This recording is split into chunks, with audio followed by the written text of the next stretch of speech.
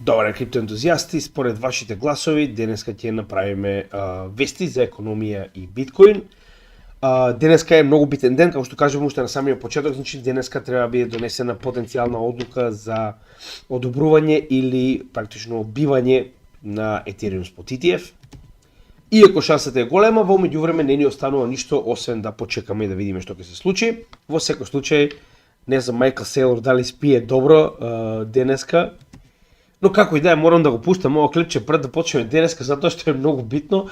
Значи, пред еден месец, значи пред само еден месец излегува Майкл Сейлор, знаете и сами, еден од најголемите поседувачи на биткоин, сите знаеме дека е енормно голем биткоин максималист, но да мислиш дека нема да има други блокчейн проекти во светот и дека нема да успеат да се интегрираат во институциите, значи треба да си крајно игнорантен.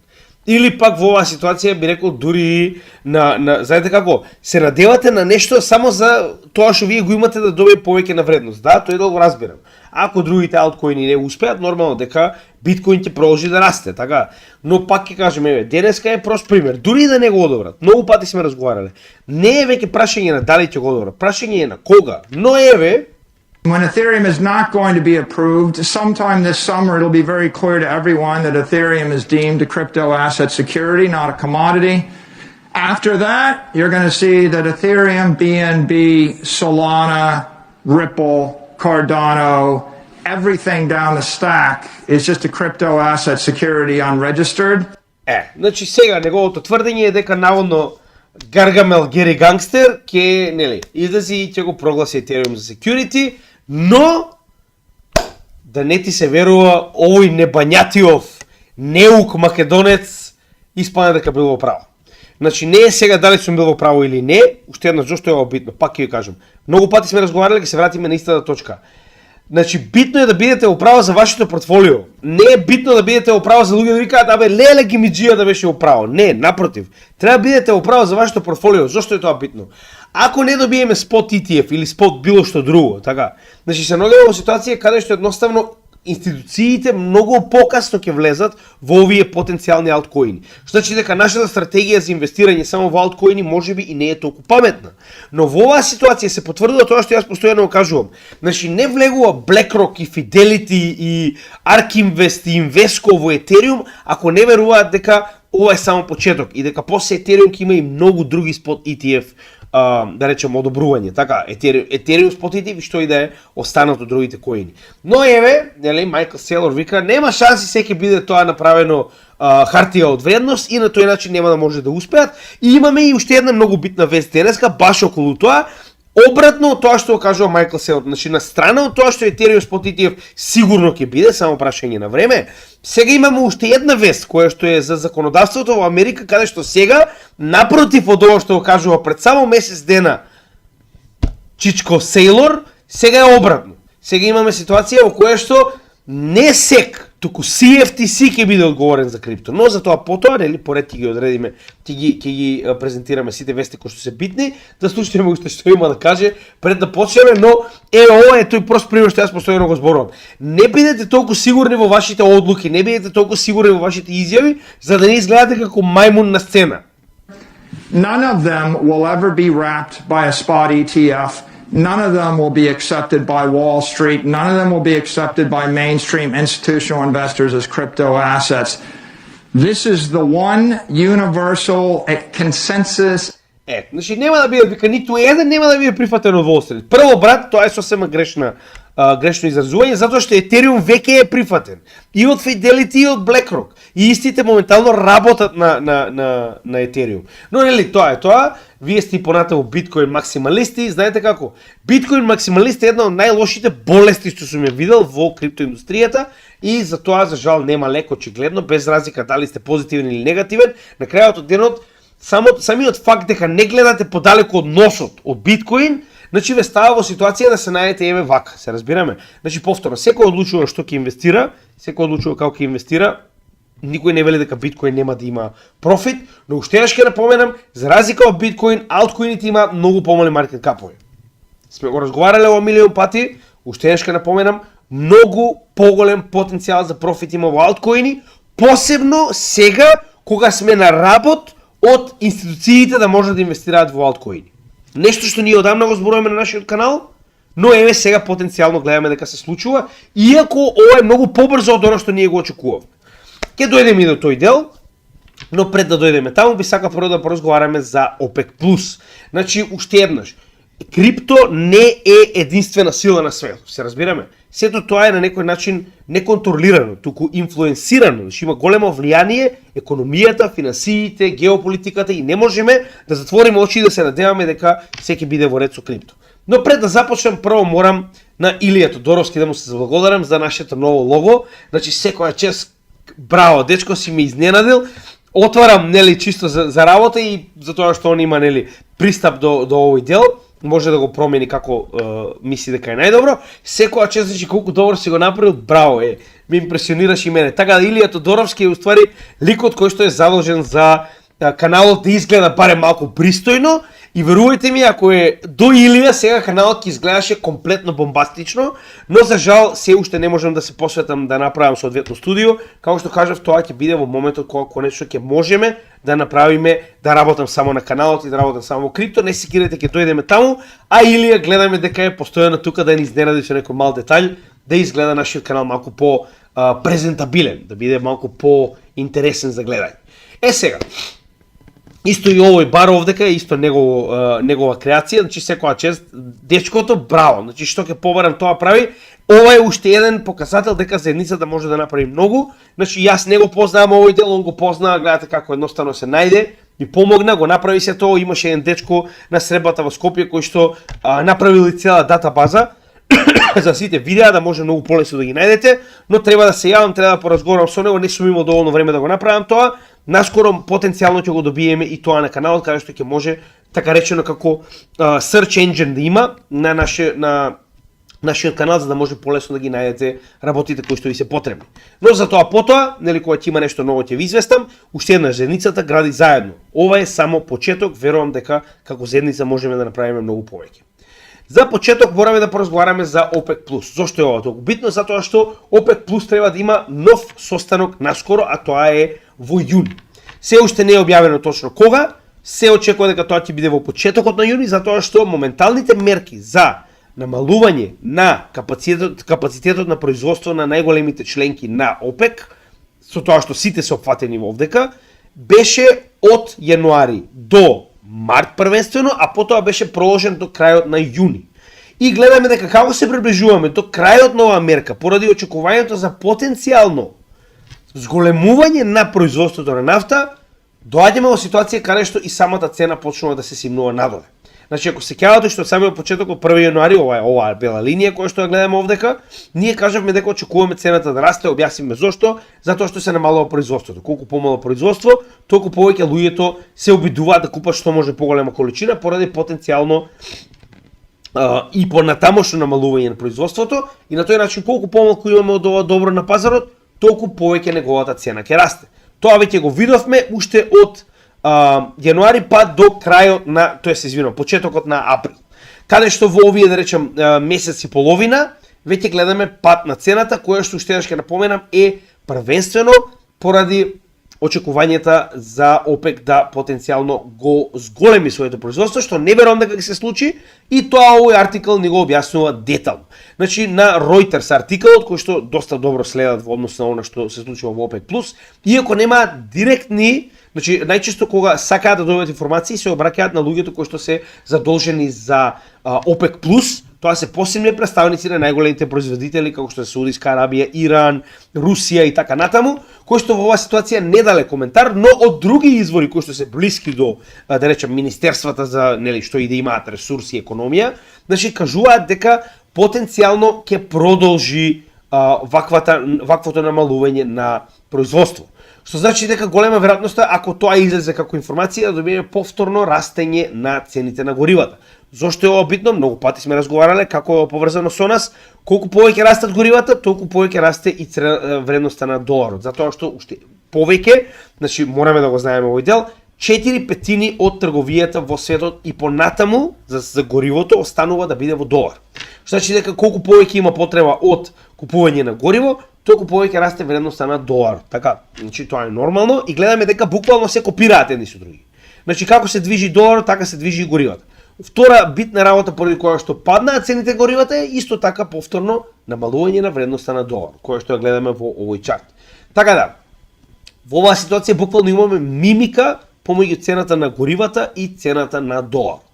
И уште еднаш, значи, многу е битно да видиме каква ќе биде оваа одлука. Значи, званично, ако добиеме и понатамошно задржување на овие кац, значи овие производствени, да речем, набалувања на секојдневната количина која што се произведува во нафта, очекувам дека повторно цената на нафтата ќе продолжи да расте, што е нормално, а и очекувано е затоа што Русија и понатаму е во војна, што значи дека нив им е потребно цената на нафта да биде што повисока. Саудиска Арабија има своји проблеми, како што кажеме, дефицити на буџет и така натаму. Значи на овие производители тоа им одговара. За помала количина произведена нафта да добијат повеќе пари, што нормално било кој би го сакал, би го посакувал, но во оваа ситуација тоа го прават нарочно со цел да си помогнат на сопствената економија, нив не име гаеле за светот, што е сосема нормално. Од друга страна, станува збор за голема количина, погледнете. Значи моментално оваа количина која што сите членки заедно ја запираат од производство е околу 5,7% од вкупното производство на глобално ниво. Што значи дека они нарочно намалуваат производство од вкупна количина од 5,7% на дневна база практично, со цел да ја држат цената и понатаму висока. Се разбираме? Така да тоа е причината која што моментално гледаме и може и понатаму на некој начин да го забави овој бул маркет со тоа што ќе предизвика цената на доларот понатаму да остане повисока. Може би не да расте, но ако ништо друго барем да остане на повисоко ниво. Сега, се повеќе имаме притисок за потенцијални rate cuts. Ова е притисок кој што се врши во Федералната резерва. Многу пати сме објаснувале, основните два притисока врз Федералната резерва се да регулира инфлацијата и да регулира невработеност, се разбираме. Што значи, висока невработеност е директен притисок врз Федералната резерва да мора да превземе нешто, односно да во оваа ситуација ги намали своите rate hikes, што се каматните ставки по кои што позајмува на комерцијалните банки пари.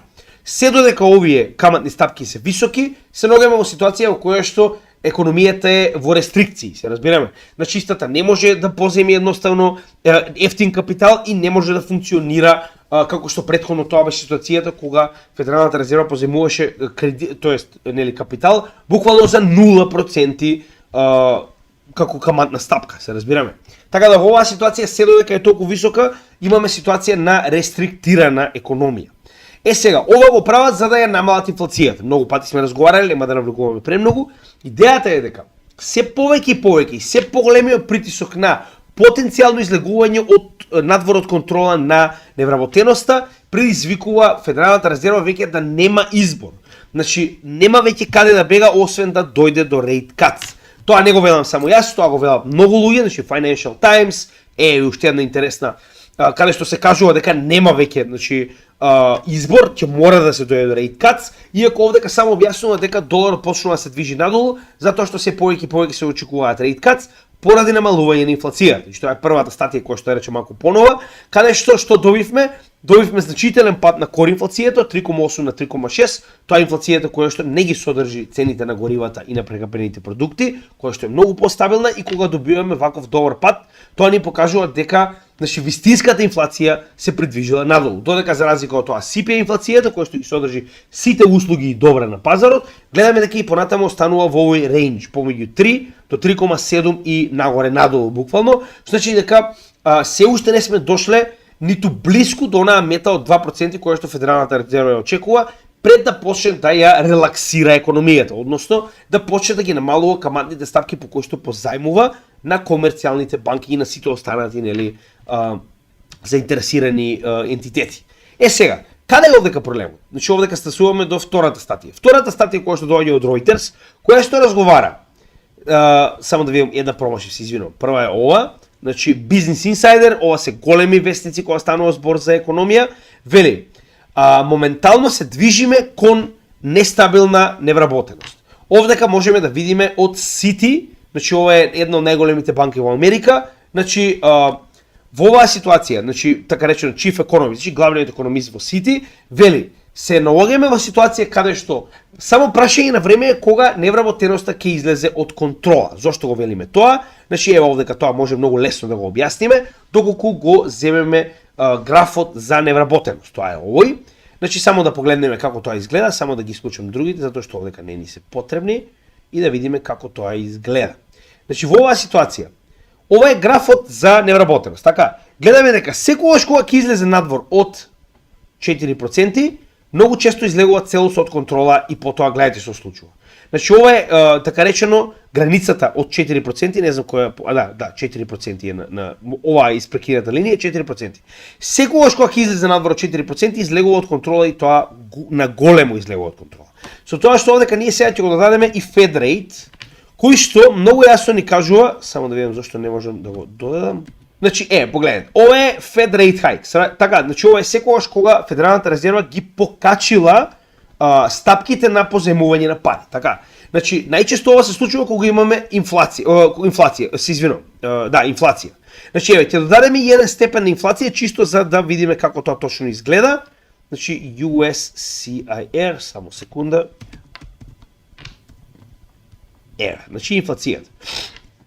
Наједноставен начин да видиме што се случува во економијата кога ќе ги споредиме двете струи кои што го држат, да речеме, и кои што диригираат политиката на Федералната резерва. Така, значи во оваа ситуација плавата линија ни представува инфлацијата. Така, секогаш кога инфлацијата ќе се дигне надвор од контрола, како што тоа било во 70-тите, Федералната резерва морала да ги следи со цел да ги симне до посакуваната ниво од 2%. Тоа е на левата страна овдека. Така.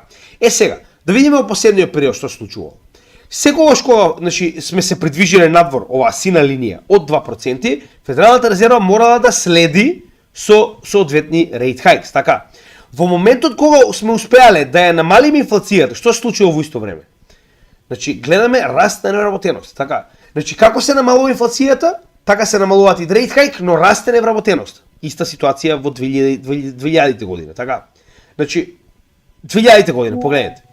Инфлацијата, значи моментално гледаме дека се покачила на 2%, со тоа се покачиле и стапките на Федералната резерва и во моментот кога конечно почнале да ги намалуваат своите стапки, имаме раст на инфлација. Така, на невработеноста, се извинувам, тоа е оваа зелена линија. Што значи дека на крајот од секој циклус на rate hikes, пред да почнеме или за времето на rate cuts, ние веќе имаме нестабилност во вработувањето. Истата ситуација 2007-2008 година. Значи, висока инфлација се дигнала до 3% на левата страна овдека може да видите. Значи, при тоа следеле rate hikes од страна на Федералната резерва и во моментот кога конечно ја стабилизирале и почнале да предвижуваат надолу инфлацијата, што имаме нестабилност во невработеност. И во оваа ситуација се наоѓаме буквално на чекор пред нестабилност на невработеноста. Што значи дека во оваа ситуација голема веројатност дека ќе добиеме повторно висока невработеност, а моментално се наоѓаме точно на границата каде што веќе почнува да биде висока невработеност. Што значи, во оваа ситуација, ако добиеме висока невработеност, Федералната резерва ќе има уште повеќе причини да направи rate cuts, што нас не е многу битно. Кога ќе добиеме rate cuts, во оваа ситуација веќе очекуваме релаксирање на економијата и луѓето да се придвижат кон во оваа ситуација, значи ризични добра, без разлика дали станува збор за акции, дали станува збор за ресурси или пак за крипто. Тоа е почетокот на овој званичен bull market во моментот кога конечно ќе добиеме rate cuts. Во тој момент луѓето почнуваат да ги трансформираат своите пари од стейбл, од fiat, без разлика дали е долари, евра, што и да е, кон ризични добра. Тоа е веќе покажано многу пати, сме го покажувале на многу чартови. Идејата е дека нас ни е многу битно да почнеме со rate cuts.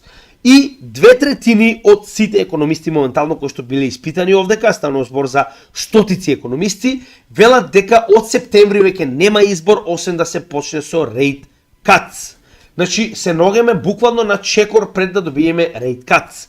Иако го погледнеме тоа овдека на така речено чартот во кој што се следи колку од, да речем, глобалните испитаници очекуваат да имаме rate cuts, можеме да видиме дека во јуни не се очекува затоа што и понатамо останува од 5,25 до 5,5. Во јули 5,25 до 5,5, 82%, исто така не се очекува. Но во септември веќе имаме целосен пресвет каде што се очекува околу 50% од испитаниците на investing.com очекуваат да добиеме rate cut.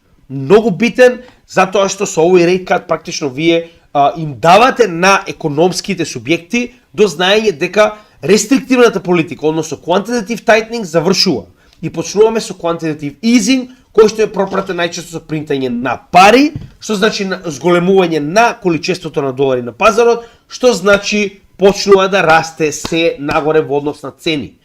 Така функционира еден нормален циклус и тоа е оно што го чекаме.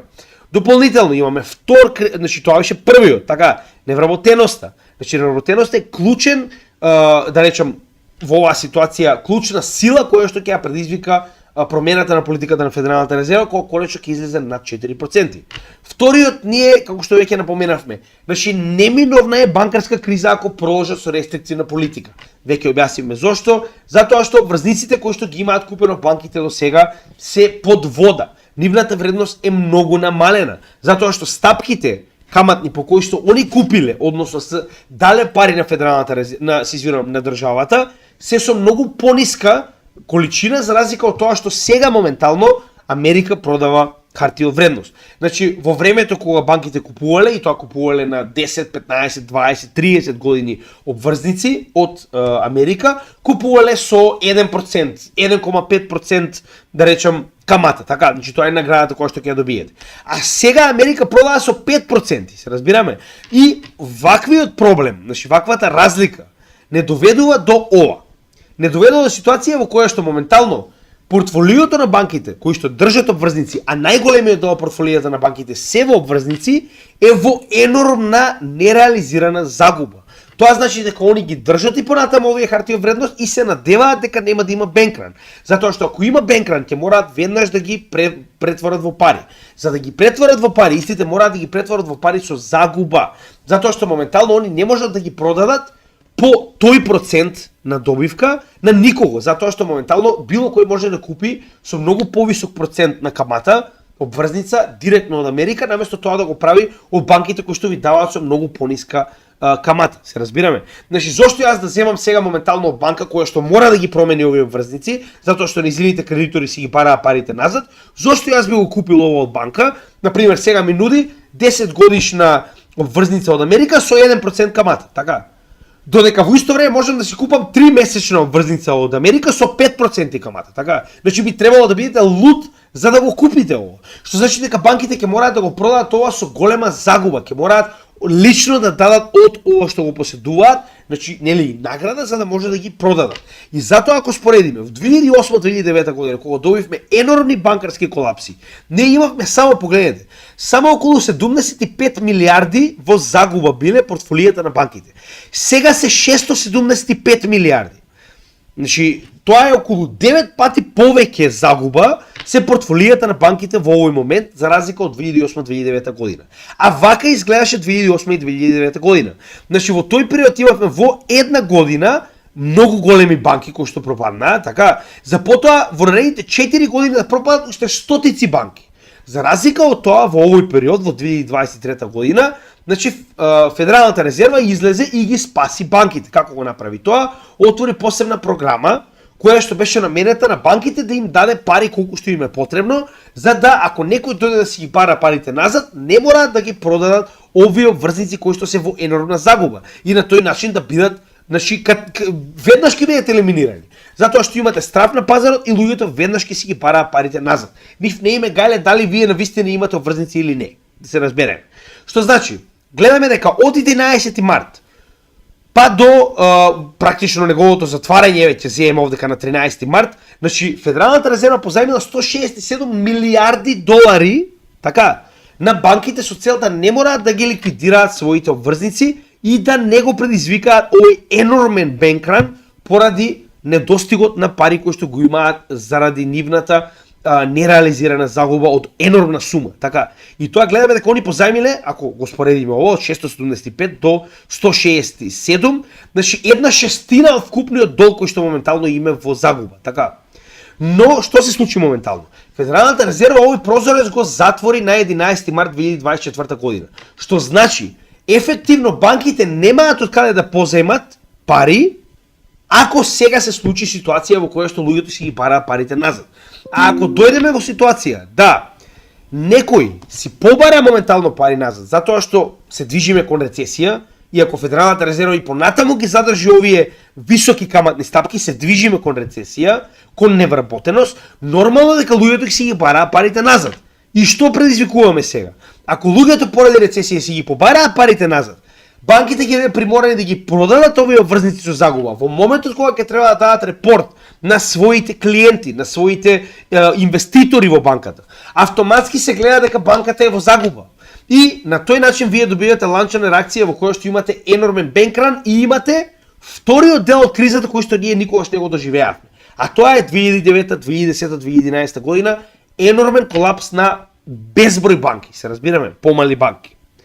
Значи, ако не ги намаат каматните стапки, се движиме кон тој момент. Нив рецесија не им одговара затоа што ќе го предизвика баш тоа што го кажувавме. Значи, моментално, страв на пазарот, сите сакаат да си ги зема парите од банка, автоматски имате енормен бенкран. Замислете што ќе се случува со Мурика, кога истата е во 3 војни, има бенкран, кај што имате стотици банки колапс, имате се уште така речено висока инфлација, значи затоа они ќе направат се само за да не дојде до рецесија и до потенцијално ликвидирање на банкарскиот сектор, да ви биде јасно. И затоа верувам дека наскоро ќе добиеме rate cuts и тоа можеби многу поскоро тоа што го очекуваме, само да добиеме една или две банки колапс, да видите како веднаш ќе се свестат и веднаш ќе се придвижат кон другата страна, така речено. Но останува да видиме. И уште една битна работа, значи сега имаме два фактори. Првиот ни е невработеноста, затоа што гледаме дека невработеноста историски излегува од контрола секогаш кога имаме високи каматни стапки. Вториот проблем ни е потенцијални бенкрани, така, затоа што гледаме дека тоа многу едноставно ќе се случи, нема бегање. И банките се во многу ризична состојба. 6 пати поризична состојба од 2008-2009 година. И на крај, за стварите да бидат уште поинтересни, државата Мурика нема од каде да поземува пари. Ако се сеќавате, ние го следевме, имавме соодветно видео каде што објаснивме како моментално Америка и покрај тоа што странските држави не купуваат обврзници и покрај тоа што интересот за обврзници не е голем на домашно ниво и понатаму успеа од негде да позајмува. Така, значи што се случува? Затоа што Федералната резерва како најголем купувач на американски обврзници моментално е во рестриктивна економија и не купува, така он го намалува своето портфолио.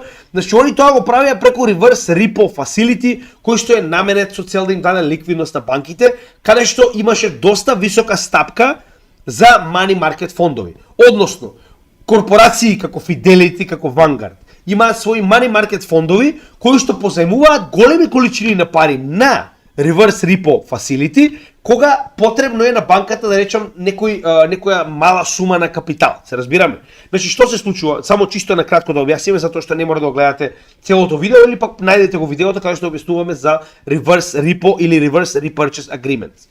Имате ситуација во која што на банките некогаш им е потребен кеш, но нема доволно. Така, како го добиваат? Го добиваат преку оваа федерална институција која што зема кеш од институции. Не зборуваме од секојдневни луѓе, не зборуваме од компании, зборуваме од money market фондови од типов како што е на пример money market фондот на Vanguard или money market фондот на Fidelity, кој што им дава голема количина на пари и таа количина на пари е представена во овој чарт. И секогаш кога банката има потреба да поземи на краток рок пари, затоа што нема доволно ликвидност, дава дел од своите обврзници, но не ги продава, туку само ги дава под заем. И за тоа плаќа одредена количина која што најчесто достигнува и 5%. А овие луѓе кои што го дале својот кеш добиваат 5% назад, а банката кога конечно ќе заврши со ликвидноста која што е потребна, ги плаќа парите назад со камата и за тоа си ги добива назад своите обврзници кои што долгорок нели и понатаму ќе останат да достасаат. Така. Сега проблемот е што државата Мурика ги дигна своите стапки за обврзници толку високо што и money market фондовите излегува од reverse repo facility и влегува во обврзници, се разбираме. Зошто да ги даваа парите на банкарскиот сектор кога за повисока стапка може да ги дадат директно на државата, се разбираме. Со тоа што од највисоката стапка која што имаше reverse repo facility од 2,5 трилиони долари, ја исцедија до неверојатни 0,5 трилиони, се разбираме. Значи, буквално ја исцедија оваа институција за да има од каде да позајмува.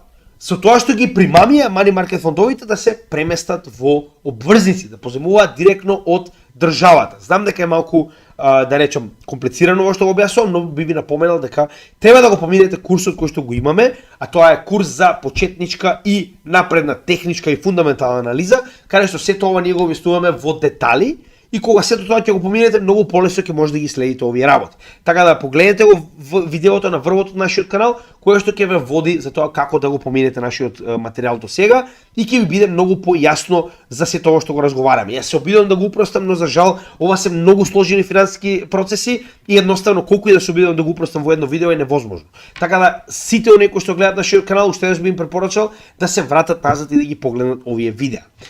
И за да завршиме, значи, гледайте каков шахмат моментално се случува на Федералната резерва.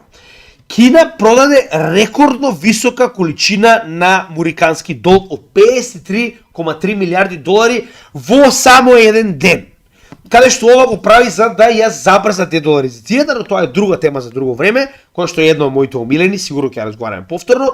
Што сакам да ви кажеме, дека и државите веќе не сакаат да држат мурикански долг. Значи, премногу е нестабилен овој долг, се зголемува за 1 трилион на секои 3 месеци. Од друга страна, да не забораваме дека источните држави се обидуваат да се преориентираат кон БРИКС, што значи дека имаме енормална ликвидација на овој долг. Дури Јапонија, која што е стратешки еден од најголемите партнери на Мурика, моментално продава долг, се разбираме. Никој не е заинтересиран да купи мурикански долг. Што значи? Невработеноста се движи нагоре. Банките се пред колапс, имате ситуација во која што веќе Америка нема од каде да купи, практично да поземи кеш за обврзници, така? Затоа што гледаме дека се повеќе и повеќе се црпуваат сите извори на кеш за Мурика. Што значи, кој е најголемиот продавач на, кој е најголемиот купувач на американски обврзници? Федералната резерва. Што треба да направи? Треба да промени својата политика од quantitative tightening во quantitative easing, да почне да ги намалува каматните стапки, затоа што и сакате да купите, доколку ви се високи каматните стапки, нема да може да го направите тоа, затоа што нема да сакаат да поземат комерцијалните банки пари за да купат обврзници, се разбираме? Што значи дека тоа затоа овие два процеси се поврзани. Мора да ги намалат каматните стапки и мора да почнат со quantitative easing, односно принтање на пари. И во тој момент ќе ја добие количината која што е потребно муриканската држава за да војува на 15 фронта, а ние ќе добиеме голем наплив на долари на пазарот, намалување на вредноста на доларот и официјално следен bull market. И само за крај, за оние кои што се нови и не го виделе ова, еве како тоа изгледа. Значи, ако го отвориме долар чартот на месечно ниво и ако овдека го додадеме биткоин чартот, ќе ви стане јасно зошто сето тоа го зборуваме. Колку повеќе се принтаат пари, толку повеќе се намалува вредноста на доларот, а се зголемува вредноста на биткоин. И обратно. И овдека гледате.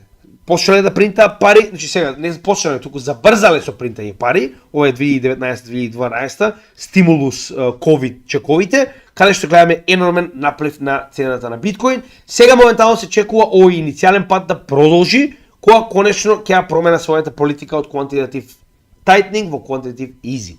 Така да тоа е она што го чекаме главно на пазарот, за да можеме конечно да тргнеме кон следниот дел, а тоа е bull market од невидени размери. Значи, многу фактори играат овдека, меѓу кои прво е тоа, ќе имаме quantitative easing. Тоа е клучен фактор за да имаме силен bull market. Второ е институции на пазарот, кои што до сега не сме ги имале, и трето имаме се поголема и поголема глобална адаптација. Тоа е нешто што го разговараме секој ден, тоа се вести кои што ги споделуваме секој ден. Но, да ми кажеше некој дека јас на 23 мај 2024 година ќе имам во исто време и поволна политика, и председател на Мурика зборуваат за крипто, и Сенатот и Конгресот се тепаат за крипто во Мурика, и големи корпорации се тепаат за крипто како BlackRock, Fidelity и така натаму. И берзи во светот како германската, англиската берза се обидуваат да ги стават овие валути, немаше да ми се верува. Се разбира, че има премногу позитивни фактори кои што моментално се случуваат. Следно, FIT 21. Тоа е закон кој што моментално е донесен и изгласан, вчера успешно беше изгласан во Конгресот на Мурика. Зошто е ова толку битен закон? Значи сега моментално одиме кон главните работи кои се случуваат во регулативата во Америка. До сега се беше блокирано. Зошто беше тоа така? Затоа што имавме ситуација каде што Америка се обидуваше да ја спротне пари за Украина, пари за Израел, што е многу побитно и така натаму, сето тоа се заврши. Сега веќе Конгресот и останатите органи може да се фокусираат на останатата легислатива. Следна најбитна легислатива очигледно е крипто. Значи доаѓаат избори, они се свесни дека ова е крипто, голема количина на луѓе кои што ќе гласаат за оние кои што се прокрипто. Тоа што јас постојано го зборувам. Ниту председател, ниту политика нема да може понатаму да функционира во Мурика без поддршка од крипто сферата. Сега, FIT 21 е уствари Financial Innovation and Technology Act. Што истиот значи? Тоа е уствари закон со кој што детално ќе се регулира како ќе бидат земени криптовалутите под контрола на една или на друга агенција, зашто ќе бидат сметани и така натаму. Многу концизно е представен, да речем, во оваа ситуација овој закон и погледнете значи колку прецизно, барем за почеток, ги поделува криптовалутите. Значи, досега ние немавме никаква јасност, не постои закон за крипто. Ова е официјален закон за криптовалути, не за стейблкоини, за криптовалути. Имате поделба на криптовалутите на две, меѓу кои едните ќе бидат security, а другите нема да бидат security. Односно, ќе имате криптовалути кои што ќе се рачунаат како хартија од вредност и криптовалути кои што ќе се рачунаат како ресурси. Со тоа што, која е границата на разграничување, вели, доколку самиот криптопроект е децентрализиран, нормално мора да биде блокчейн, е децентрализиран, како се смета дали е или не е децентрализиран, доколку не постои ниту еден новченик кој што поседува повеќе од 20% од токените и повеќе од 20% од правото на глас за овој проект. Што значи, сите проекти кои што ќе имаат повеќе од 20% во еден wallet и имаат повеќе право на глас од 20%, автоматски ќе бидат под SEC, под Гери Гангстер и ќе бидат прогласени за хартија од вредност. Доколку успеат да го променат тоа и ги намалат овие wallet под 20% и овие гласови да не бидат во раците на еден човек кој што има повеќе од 20%, автоматски ќе спаѓаат под CFTC, која што е Комисијата за ресурси, што е многу подобро, затоа што е многу порелаксирано, затоа што нема потреба да ги пријавувате сите ваши токени, трансакции и така натаму. Значи, во оваа ситуација тоа е и добро за нас, затоа што сега самите проекти ќе се фокусираат да бидат што помалку централизирани, се разбираме. Самите проекти ќе се форсираат да може да бидат што по-децентрализирани за да не попаѓаат под Гери Гангстер, се разбираме. Че ова е добро за нас. Со тоа што овој закон официјално вчера беше донесен и сега моментално од Конгресот се движи кон Сенатот. Иако не можеме да знаеме дали ќе помине или не, има голема поддршка. Значи, погледнете. Бил изгласан со 279 наспроти 136. Тоа е практично 2/3 од вкупната количина на конгресмени. Што значи дека има голема поддршка. Дали ќе помине или не останува да видиме, но битно е дека има придвижување. Тоа ви кажува дека се повеќе и повеќе во Америка има интерес за крипто, има слух, затоа што се гледа дека станува збор за сериозна категорија на капитал. Сега, да не забораваме дека во исто време имате и US Stablecoin Bill, кој што се уште е на некој начин замрзнат и кој што се уште е во Конгресот, но се очекува дека и тој во текот на ова лето ќе биде изгласан, кој што е многу битен, затоа што кога ќе бидат регулирани стейблкоините, тоа ќе има многу помалку потенцијал за дестабилизирање, за дипек, за кражби, така. Значи ова нас ни е битно, потребно ни е, затоа што ако бидат регулирани стейблкоините, тогаш ќе може да бидат поседувани и од банки, и од институции, така, и да бидат регулирани и така натаму, каде што ќе се знае точно кој ги проверува, како треба да бидат правени, нели, оние повремени проверки на компаниите кои што поради било која причина или произведуваат или пак се одговорни за стейблкоини, што е за нас одлично, се разбираме. Значи ова е добра регулатива. Се останува да видиме каква ќе биде самата регулатива, но е добра за нас, така. Затоа што ни помага да ги регулираме конечно стейблкоините, да има некој позади нив, да бидеме колку толку осигурани. Иако ова е тоа кој што е позади нив, се разбираме. Жабоков. Како и да е. И уште една битна работа. Моментално Конгресот изгласа да се укине Choke Point 2.0, тоа беше онаа мерка со која што се параше од банките. Не само што треба да има 100% сигурност за сите депозити од крипто институции, без разлика дали именувачица или што и да е. Значи, оние банките бара постојано да имаат колку внеле во оваа ситуација, да речем, компаниите, Coinbase, толку банката да има дополнително, значи, нели, тој капитал да го чува цел, да не смее да го искористи, во случај нешто да се случи со оваа институција. Што за банката тоа нема логика, така. Тоа е како да ви дадам пари и вие да не можете да ги користите, а вие сте банка. Значи банката функционира со тоа ги користи овие пари, овој капитал, така. Значи тоа е глупаво, никоја банка не би се нафатила такво нешто, така. Затоа што го зема целиот ризик, а нема никаква награда за својот труд, така. И дополнително, и дава на банката право да може да поседува, да купува, да продава криптовалути. Со тоа што ова беше донесено повторно со енормна количина на гласови, каде што беше изгласано против демократската страна. Значи прво беше изгласано во Конгресот, а сега во Сенатот 60:38 беше изгласано дека ова се пара, значи се тргне Choke Point 2.0, да се дозволи на криптоиндустријата да може да биде поддржана од банка. Не можете вие да имате компанија било каде ако немате поддршка од банка. Како ќе правите ramp on и ramp off на капитал, така? И моментално нормално гериатрија Џо се закани дека ќе го укине, ќе направи вето на овој закон. За жал, но битно е дека и Конгресот и Сенатот го поддржаа овој потек. Тоа е многу битно. И се надевам дека ова нели понатаму веќе ќе дојде во ситуација да биде изгласано дури и без поддршка на гериатрија Џо. Гериатрија Џо уште 6 месеци папа сигурно губи нели изборот, да бидеме јасни, така да во секој случај доаѓа Чичко Трап, за кој што ќе поразговараме малку подоцна, кој што е про крипто, се повеќе и повеќе про крипто.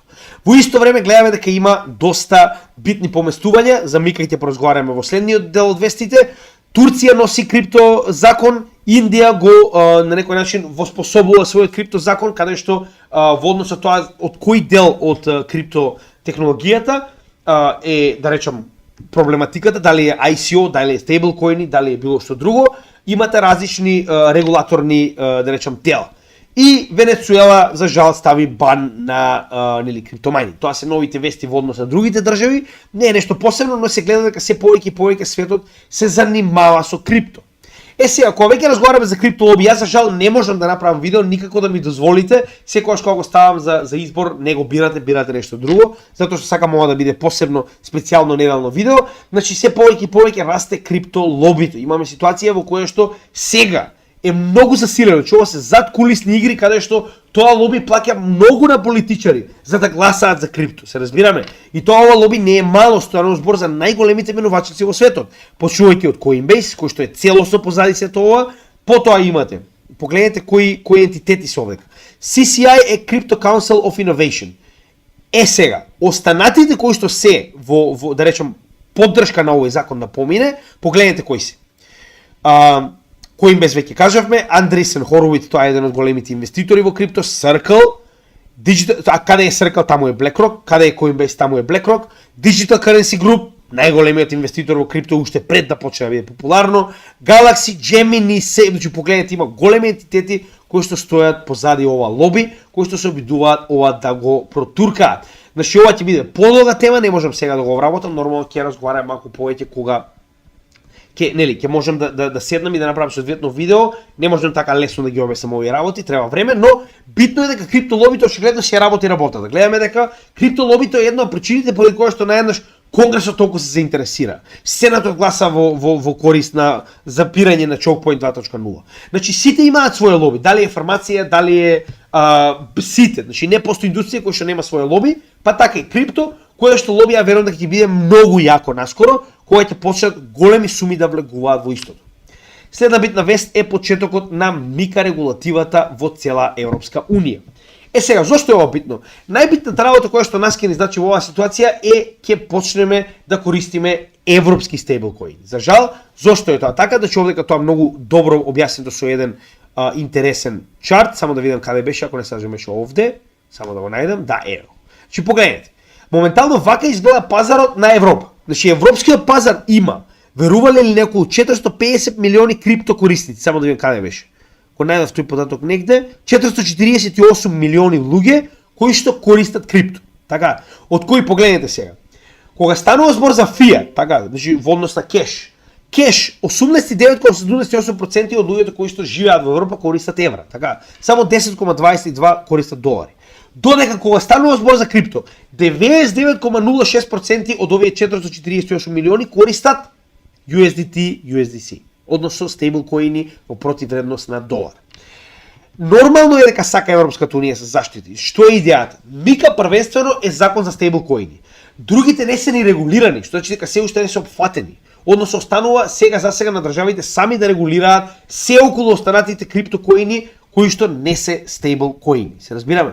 Стейблкоините ќе бидат целосно на некој начин регулирани од Мика. Првенствено за тоа како треба да се направи регистрација, а тоа кој ќе ги спроведува Мика законите, останува самата држава да реши. Односно секоја држава ќе си има свој орган, каде што некои веќе гледаме дека тоа го дали на централните банки, некои пак наспротив користат одредени органи, како министерства и така натаму, тоа нас не ни е битно. Што уствари јас според мене што очекувам?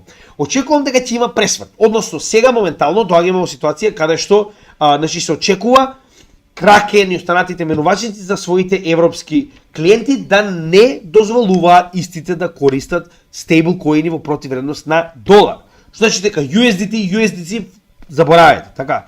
Но во исто време гледаме дека истите овие компании, како што беше на пример Circle, веќе имаат свој европски стейблкоин. Значи они се спремаат, иако USDT, односно Tether, кажаа дека нема да се малтретираат да добијат оваа лиценца, односно да имаат свој европски стейблкоин, верувам дека тоа е само прашање на време.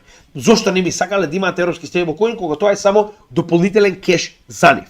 За разлика од тоа, Circle веќе има добиено Мика лиценца и свој стейблкоин, искрено не знам како се вика, но Circle ќе има свој стейблкоин. Верувам дека и Paxos ќе го следи истиот тој пример, како и да е. Верувам дека за нас единствената промена за сега ќе биде наместо USDC и USDT ќе треба да користиме стейблкоини во евро. Мене тоа многу не ми мерува со оглед на фактот дека јас не држам стейблкоини.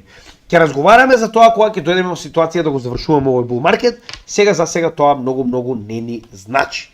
Така да не гледам некои големи промени во секојдневието на крипто инвеститорите. Дечкото, легендата, кој што за 10.000 биткоини купил 2 пици, значи ова е познато како Pizza Day и беше вчера на 22 мај. Зошто е толку битно? Затоа што ова се случува во 2011 година, каде за 10.000 биткоини истиот купил 2 пици. Во тоа време, значи биткоините заедно 10.000 вределе $24, значи дека секој од овие биткоини вредел по 4 пени. Значи 4 пени вредел, да се извинувам, 40 пени, значи тоа е половина цент вредел еден биткоин во 2011 година и нормално никој не би можел да знае, значи кој сака нека каже, вклучувајќи го и овој човек кој што е програмер, кој што во тоа време бил еден од првите мајнери на биткоин, не би можел да знае. Само жалното од целата оваа ситуација што не се само 10.000. Значи ако погледнете, јас на пример имам малку повеќе истражувано и овдека мислам дека е тоа објаснено, само да видам каде беше. Значи има 100.000 биткоини дечкото потрошено во еден месец за купување пици. Се разбираме? Значи тоа се само една која што е најголема. Но понатаму истиот продолжил да си ги продава своите биткоини за да купи пица, но тоа не го менува фактот дека и понатаму ова е битен момент. Значи ова го означува првиот момент кога биткоин имал ефективна вредност за нешто од реалниот свет, каде што истиот можел да биде заменет за нешто од реалниот свет.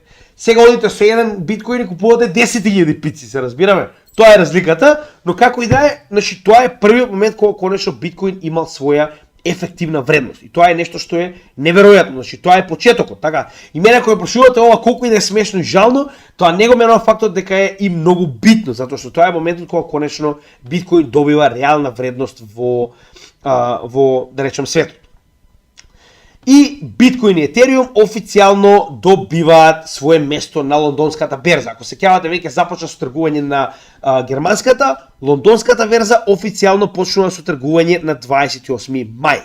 Односно, нивниот финансиски регулатор, Financial Conduct Authority, веќе даде одобрување, каде што првите два ETP, така речено ETF, само што се нарекуваат ETP, ќе бидат на Wisdom 3 и ќе бидат за Ethereum и за Bitcoin, нормално физички Ethereum и Bitcoin.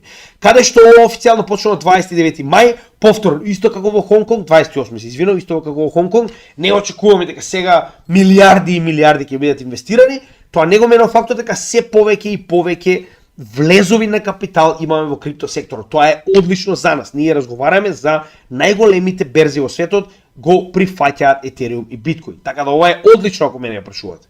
Значи тоа е чекор по чекор, така најголемите економии. Америка го стави на берза, Германија, Англија го стави на берза, Хонг Конг, тоа е практично кинеската економија, гледаме дека најголемите економии почнуваат да го прифаќаат. Нешто незамисливо пред една година. Не можевме ни да разговараме за ова, се разбираме. Наеднаш гледате каде се тоа се движи. Дечкото со ретката коса, така наречен Чичко Трамп, вика моментално прифаќаме биткоин до нации. Веќе покажавме на неколку собери истиот јавно се изјасни дека сака да го заштити криптосекторот и дека планира да застане позади криптосекторот. Ова е официјалната негова страна. На изборите, значи ова е официјалното од 21 мај, известување дека неговата кампања прифаќа биткоин до нации. Мада не би му дал ни денар, но во оваа ситуација пак ќе напоменам, дали ќе тепа Трамп или Џо Бајден е лошо или полошо, они само треба да си одберат кој им одговара повеќе, за нас секако одговара. Значи во секој случај ова е доста битно за нас и нормално се враќаме на онаа пробитна работа која што разговаравме уште претходната зима, уште пред да се спомнат избори во Америка. Она што кажавме, оние кои што гледаат нашиот канал, може и да го проверите, тоа го има во постари видеа, каде што кажуваме јавно. Нема шанси да има следен председател на Мурика без истиот да биде про-крипто. Нема теоретски шанси, сваќаат која е големината и потенцијалот на овој сектор, така да нема бегање. Тоа е позитивна работа, нормално. И интересна работа за крај, Крейг Райт, значи ако знаете, сега не знам дали знаете, дечкото се тужи, не знам, со години, се обидува да се представи како Сатоши Накамото, официјално лондонскиот, сега не знам дали е во Лондон, но како и да е, британскиот суд, донесе одлука дека истиот лажел и фалсификувал документи за да се представи како Сатоши Накамото. Битно е дека официјално тоа е моментално признаено, дека ова е завршена приказна, затоа што дечкото имаше некои своји идеи од типот ако мене ме прогласат Сатоши Накамото имам право на биткоин, па ќе барам, не знам, промени како и да е. Значи битно е дека ова е завршено, иако верувам дека поголемиот дел не ни знаете дека ова се случувало, но ова беше долго време, значи со години траеше ова судење, каде што истиот и понатаму тврдеше дека он го напишал white paper, го измислил и така натаму, нели сето ова. Како и да е, значи битно е дека е завршено. И за крај, нормално пред да завршиме с денешното видео, зашто немам време да ги правам оние вообичаени што треба да најдете и кај треба да најдете нашиот канал, затоа што морам да го земам син ми, а ви вети видео, така да погледнете го Чичко Сейлор, да се надеваме дека е грешка, значи повторно секогаш постојат шанси дека истиот ќе биде во право, но јас не гледам просто како тоа би се случило. Не заборавајте, Майкл Сейлор е еден бизнисмен, а BlackRock и Fidelity поседуваат заедно негде околу 16 трилиони долари под менеджмент. Значи поголемиот дел од американските политичари им седат тука во џепчето и сето тоа се донесува со одлука како, уште ќе напоменеме, преку лоби групи. Научна фантастика е ако они нешто сакаат тоа да не се случи. Значи треба да се наредат сите звезди на небото и да имаме целосно, не знам, нуклеарна војна за тоа што сака BlackRock и Fidelity да не се оствари. Така и во оваа ситуација, но како и да е. Approved. Sometime this summer it'll be very clear to everyone that Ethereum is deemed a crypto asset security, not a commodity. After that, you're going to see that Ethereum, BNB, Solana, Ripple, Cardano. Сите ќе добијат ETF. Значи ете тоа сакаш да кажеш, сите ќе добијат ETF. Само прашање на време, уште ќе напоменам, ние веќе направивме соодветно видео каде што кажав, значи јас верувам дека во иднина спот ETF ќе биде даван на проекти кои што успеале да го поминат тестот на времето и кои што се докажале во економијата, во глобалната економија и верувам дека тоа ќе биде оној stamp of approval. Значи печатот со кој што се прифаќа одреден проект да стане глобална сила, да стане глобална компанија, да стане технологија во која што институциите од целиот свет ќе може да инвестираат. Останува да видиме, јас и понатаму останувам на моето тврдење и верувам дека сум во право, прашање на време кога тоа ќе се оствари. Јас мислам дека можеби ќе треба уште еден цел bull market да чекаме за тоа, но гледаме дека веќе се случува и се движиме кон тој правец. Потенцијално со денешното одобрување на Ethereum Spot ETF. Уште еднаш, не паничете, не гледам причина за паника, не гледам причина да продавате, затоа што сега цената скокна на 20%, значи и да имаме корекција надолу, тоа е сосема нормално, нестабилно, значи buy the rumor, sell the news е нешто што може да се случи многу потенцијално во денешниот ден. Дали ќе добиеме одлука или не останува да видиме, но мора да добиеме, ако ништо друго, барем одложување. Но со оглед на фактот на сето тоа што се случува, голема веројатност дека денеска ќе има одлука за Ethereum Spot ETF. И понатаму ги следиме вестите, и понатаму следиме што се случува на крипто сектор и ќе бидете известени ако имаме официјално вести денеска за Ethereum Spot ETF. Како и да е, ништо не продавам без разлика што се случи, дали ќе имаме пад на пазарот, раст на пазарот, моментално се држам настрана од истиот затоа што е крајно нестабилен и никој не може да знае што да очекува. Затоа што истата ситуација беше со Bitcoin Futures, каде што Bitcoin Futures направија многу добар резултат, додека за разлика од тоа Ethereum Futures не направија добар резултат. Можеби ќе добиеме иста ситуација и со Ethereum Spot ETF, затоа велам, нема потреба да харикираме и да препоставуваме и да даваме, не знам, некои фиксни као ќе се движи таму, ќе се направи ова како дечкото на видеото каде што каже дека официјално ќе биде хартија од вредност. Можеме само да погледнеме што ќе случи, затоа што на долг рок сите знаеме каде се тоа се движи, а тоа е во горниот десен агол, тоест обратно во оваа ситуација, затоа што нели камерата е обратно. Како и да е. Ви благодарам што го следевте нашето видео, 3000 сабскрајбери, растеме, се уште има гемиџи по светот, македонец за македонец, и се гледаме во следното видео. Поздрав од Крипто Гемиџи.